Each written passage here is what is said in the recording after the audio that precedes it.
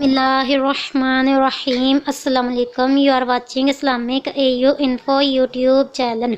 तो मैं अपने चैनल में अपने व्यूअर्स को दिल से खुशामदीद कहती हूँ।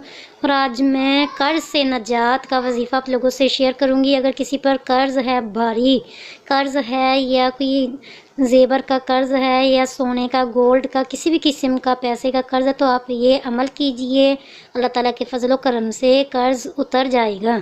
तो वजीफ़ा बताने से पहले, अमल शेयर करने से पहले आप लोगों से रिक्वेस्ट करूंगी कि मेरे इस्लामिक इन्फो यूट्यूब चैनल को सब्सक्राइब कीजिए, वीडियो को लाइक कीजिए और साथ बने बेल आइकॉन को भी ज़रूर प्रेस कर दिया करें, ताकि जब भी नई वीडियो अपलोड हो उसका नोटिफिकेशन सबसे पहले आपको मिल सके। तो बहुत ही ईजी सा अमल है, बहुत ही आसान सा अमल है, कुरान पाक की सूरत है। तो आप ख़ुद भी अमल कीजिए और सवाब की नीयत से सदका जारिया समझते हुए आगे से आगे वीडियो को शेयर भी कीजिए। कर्ज़ किसी का दबा कर अगर कोई फोत हो गया तो आखिरत में इसका बहुत वबाल है। रवायतों में आता है, मफ़हूम है कि अगर किसी ने किसी का एक सिक्का भी दबाया तो उसे मतलब कि वो सिक्का जहन्नम में फेंका जाएगा, फिर वो उठाने जाएगा, फिर ऊपर आएगा, फिर उसे जहन्नम में गिरा दिया जाएगा, फिर वो उठाने जाएगा।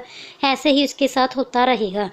और अगर किसी ने किसका ज़मीन का एक मतलब कि हिस्सा भी दबा लिया तो 7 ज़मीनों के तोक उसके गले में डाले जाएंगे।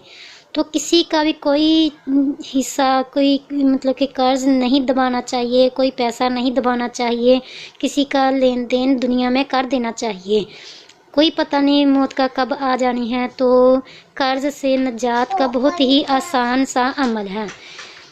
सूरह आलम नशरा की बरकत से कर्ज़ से नजात, कुरान पाक की सूरत पारा नंबर 30 में ये मौजूद है। सूरह आलम नशरा कंप्लीट सूरत, मुकम्मल सूरत 71 बार 71 टाइम बावजू रोज़ाना डेली वक्त मुकर्रर पर पढ़ें।